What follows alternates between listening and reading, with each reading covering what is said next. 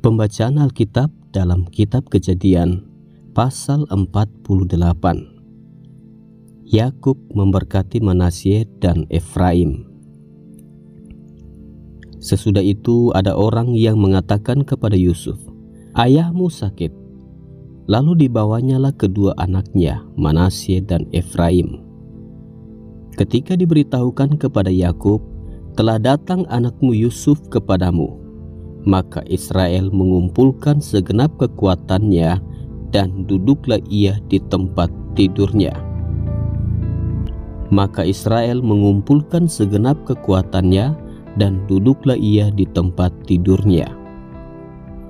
Berkatalah Yakub kepada Yusuf, "Allah yang Maha Kuasa telah menampakkan diri kepadaku di Luz di tanah Kanaan dan memberkati aku, serta berfirman kepadaku, Akulah yang membuat engkau beranak cucu, dan aku akan membuat engkau bertambah banyak dan menjadi sekumpulan bangsa-bangsa. Aku akan memberikan negeri ini kepada keturunanmu untuk menjadi miliknya sampai selama-lamanya. Maka sekarang kedua anakmu yang lahir bagimu di tanah Mesir, sebelum aku datang kepadamu ke Mesir, akulah yang empunya mereka. Akulah yang akan empunya Efraim dan Manasye sama seperti Ruben dan Simeon. Dan keturunanmu yang kau peroleh sesudah mereka, engkaulah yang empunya. Tetapi dalam pembagian warisan nama mereka akan disebutkan berdasarkan nama kedua saudaranya itu.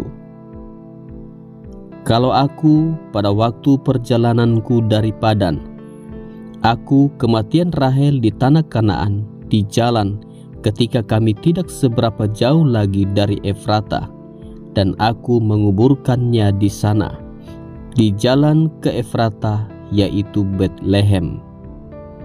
Ketika Israel melihat anak-anak Yusuf itu, bertanyalah ia, "Siapakah ini?" Jawab Yusuf kepada ayahnya, "Inilah anak-anakku yang telah diberikan Allah kepadaku di sini." Maka kata Yakub, "Dekatkanlah mereka kepadaku supaya ku berkati mereka." Adapun mata Israel telah kabur karena tuanya, jadi ia tidak dapat lagi melihat.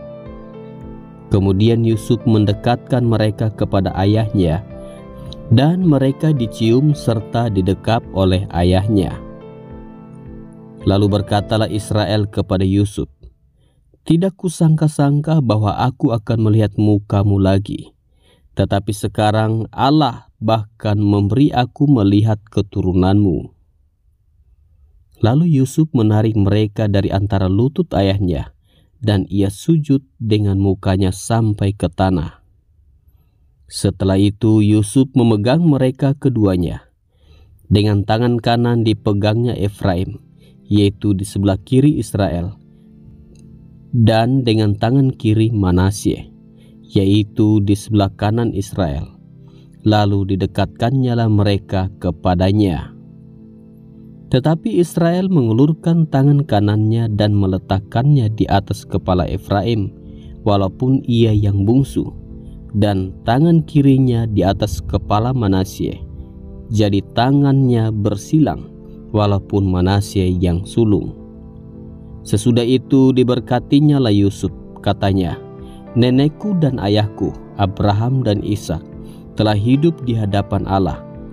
Allah itu sebagai Allah yang telah menjadi gembalaku selama hidupku sampai sekarang, dan sebagai malaikat yang telah melepaskan aku dari segala bahaya.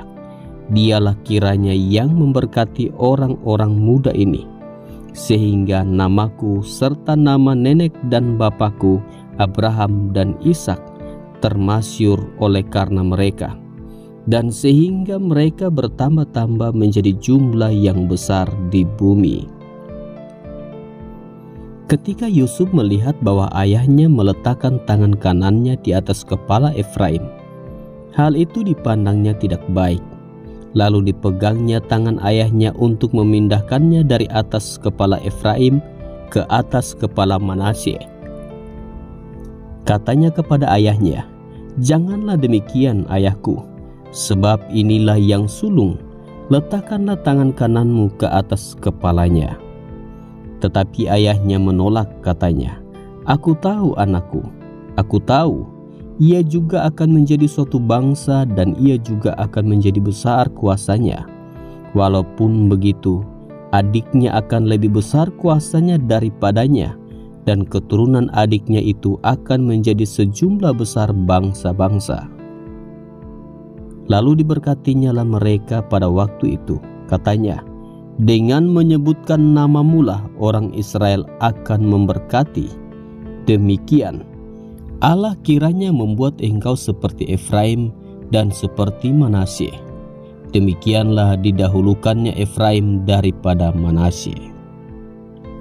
Kemudian berkatalah Israel kepada Yusuf, tidak lama lagi aku akan mati, tetapi Allah akan menyertai kamu dan membawa kamu kembali ke negeri nenek moyangmu. Dan sekarang aku memberikan kepadamu sebagai kelebihanmu daripada saudara-saudaramu suatu punggung gunung yang kurebut dengan pedang dan panahku dari tangan orang Amori.